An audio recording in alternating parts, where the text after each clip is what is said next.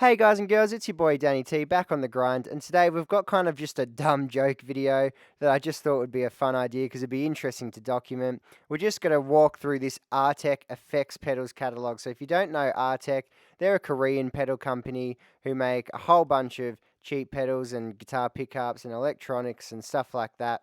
They're still going, so you can check out their website. So you can see on the first page, we've got our series of pedals. We've got the SE series, the wire pedals, the custom series, and all the other stuff, as well as a diagram of the advantages and disadvantages of buffered bypass and true bypass, which is cool. So the first one, we've got our Blues Overdrive, the SEBOD, which is from the Overderv group and Booster group with a crunchy, tweedy fat tone. So you kind of get groups and tones that tell you kind of what to expect from this pedal. This one, unfortunately, says Overderv instead of Overdrive. But it's basically a tweed type drive circuit. You can see the settings we've got there at the bottom left corner. Like they do in most pedal manuals, which is really cool. Now, the soloist distortion is a distortion, crunch heavy distortion. The SE SLD is specifically designed distortion for solo players. It is low noise and high sustaining. You can get tweed distortion through to heavy distortion. And I'm pretty sure that's the one that Washburn rebranded as their own pedal as well. The crazy metal. What I love about the crazy metal is if you look at the settings, it says hard rock and not thrash metal, but trash metal. So if you want to play that trash metal, this is the pedal for you. It also says it makes the microparticle drive tube taste sound. So you'll notice in a lot of these that there's definitely some translation issues from Korean to English. The 70s drive blender does look really cool. You've got a fuzz and distortion sound circuit in the one pedal that you can blend between, which is a really cool idea. You can see you've got controls to blend them. So that's a pedal I'd be really interested in trying, to be honest. It says it's got a bluesy tone from the Vintage Blender group, as is our Duo Drive blender, which is a vintage blender from the bluesy tone. It's the same sort of pedal, except we've got a light overdrive and a distortion to blend between rather than a fuzz and an overdrive, which is really cool. So I think both drive blenders have their drive sound from the blues overdrive we saw before, and then they have a distortion or a fuzz sound as well. So it's a really cool concept. I find Artec have actually got some really unique concepts, which is really cool. Like this turbo compressor, which has controls of hiss reduction and gain, which I don't think I've ever seen on any other compressor. Like, I've never seen a compressor just have those two controls. So that's a really interesting and unique compressor idea. But if you need a compressor that's a bit unique and different, this might be the one for you. You can see we've got our settings there as well, if that's your jam. And that's from the compressor limiter category with a natural tone. As is our noise gate. Not too interested in noise gates, to be honest, but I do like that you can get some slow gear sounds from them. I think that's a really cool idea. But this just looks like a standard good noise gate with a noise gate indicator light. So if that's your thing, this is probably the pedal for you. There's not much more to say about that other than what I've said. It's just a noise gate. The next one is really cool. It's the analog delay that I actually own and have done a review of on the channel, from the Delay Echo group with a natural space tone. So what's really cool, it has variable resolution controlled by the time and repeat controls, as traditional analog delay and tape echo machines have. And it's a really noticeable and really usable, really usable variable resolution control. It's really cool. I recommend you trying one if you can find one. Our vintage chorus, well, there's not much to say about a vintage chorus. It's not a DSP, as it says here.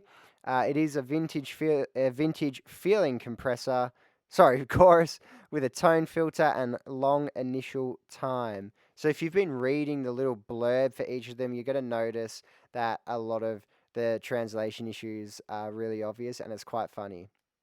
Now, this tremolo is really cool because not only does it have a level control, so you won't get any volume drop like a lot of tremolos have, but it's also touch sensitive. It has a zero width mode and a low level sensor, so you can play without LFO noise, which is really cool. So it's kind of touch sensitive to how hard you're playing.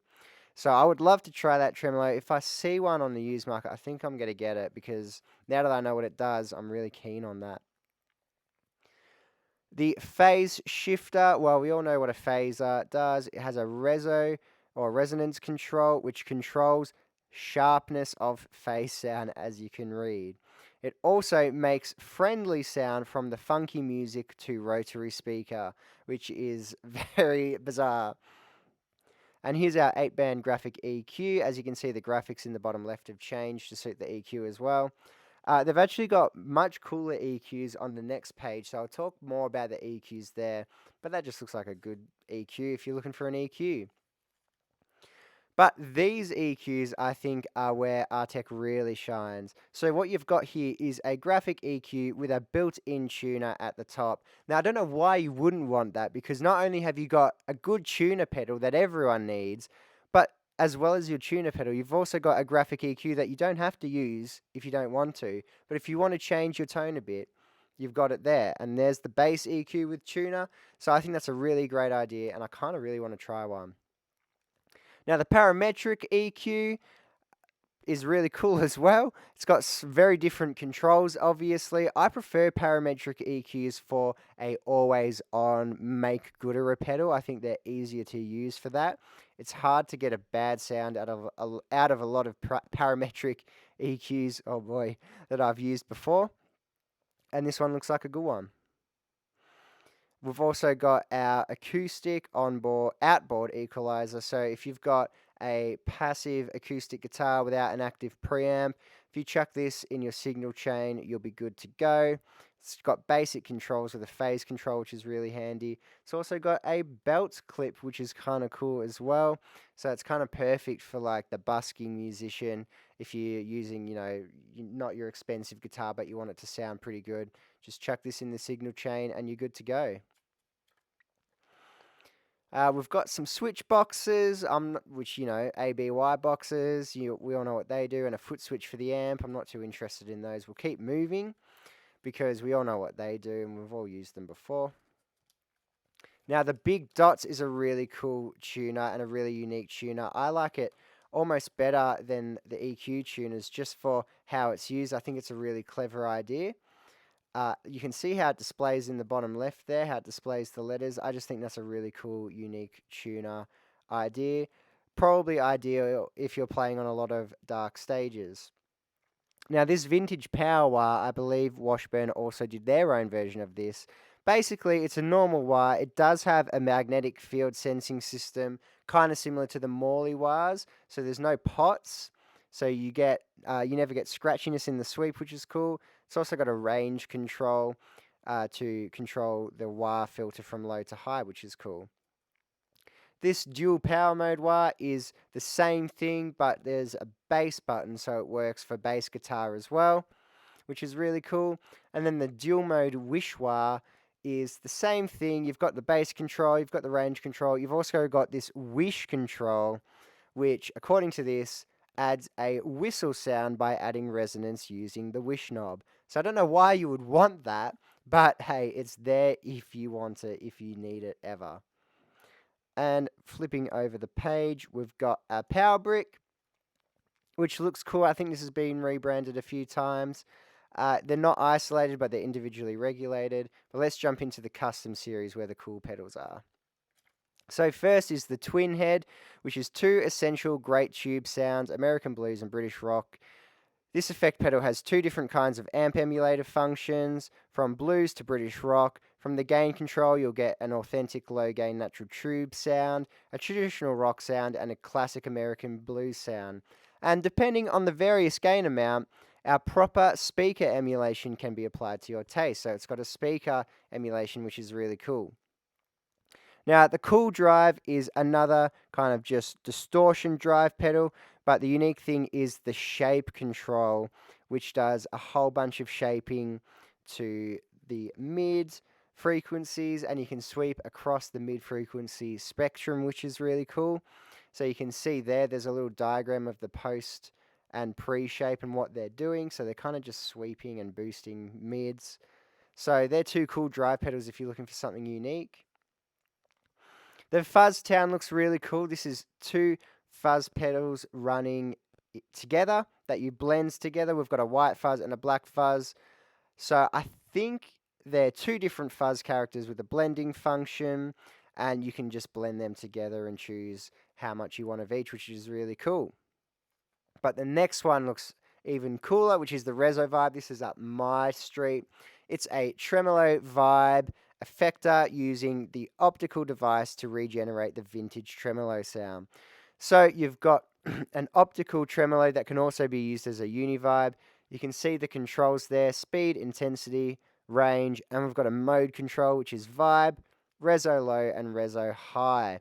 It's also touch sensitive, which is really cool. So that's a really unique modulation pedal if you're looking for just something completely different that you might not have ever tried before. And we've got our stereo chorus. Not a lot to say about the stereo chorus. It's got a stereo out through a tip and ring cable. If you're that way inclined, you can see at the top, you've got the diagram to show you how, even though it's just one output, which is really cool.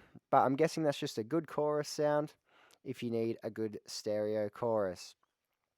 Now, this analog delay, I believe, is actually the same as the analog delay from their SE series, the one that I have. It's just got a tone, it's just got a tone control added. The only other thing is it's got a tab delay label underneath the time and repeat controls. Now, it doesn't say anything about that in the blurb. It just says it's got robust metal case and reliable mechanical metal foot switch. So I'm not sure what that's about, but looks cool. Although I'd probably just stick with the little one. And here's their pedal boards and pedal cases. So their pedal board is literally described as the black coated plywood effector board. And you can see we've got some pre-wired effector board complete sets. So System A for hard rock and metal. And you can see the pedals they recommend using there. We've got System B for rock and fusion. And then we've got System C for pop or funk, and System D for rock or pop bass. And that brings us to the end of our read through, our really random and unnecessary, but kind of interesting, I guess, read through of the Artec Effects Pedals catalog. If you have any questions or comments, please leave them in the comments section below. Please like and subscribe if you enjoyed this video for some reason, and share this in any forums or Facebook groups that you think might find this interesting. But other than that, that's it from me. I will see you guys in the next video.